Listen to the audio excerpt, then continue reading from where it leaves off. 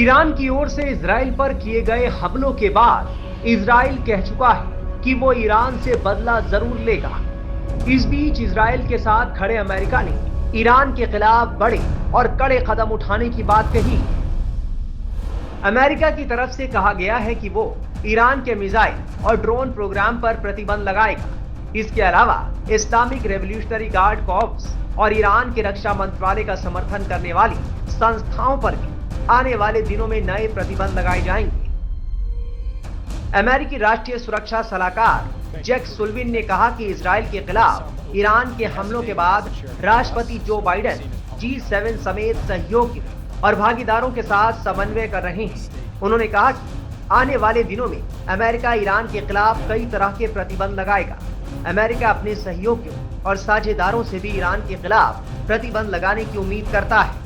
नए प्रतिबंध और अन्य उपाय ईरान की सैन्य क्षमता और प्रभावशीलता को नियंत्रित करने और कम करने के लिए हैं।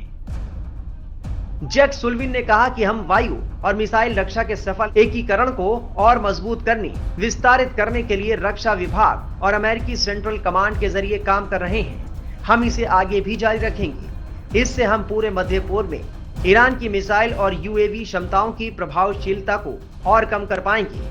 सुल्लिवान ने बताया कि अमेरिका ने बीते 3 सालों में मिसाइल और ड्रोन से संबंधित प्रतिबंधों के अलावा आतंकवाद से जुड़े 600 से ज्यादा व्यक्तियों और संस्थाओं के खिलाफ प्रतिबंध लगाए हैं।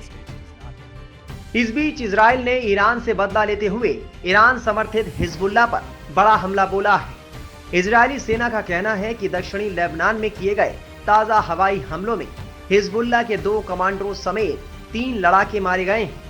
इजरायली सेना की तरफ से कहा गया है कि हवाई हमलों में राजवान फोर्स के पश्चिमी क्षेत्र के रॉकेट और मिसाइल यूनिट के कमांडर मोहम्मद हुसैन शाहौरी और एक दूसरे कमांडर महमूद इब्राहिम बदल्लाह की मौत हुई है।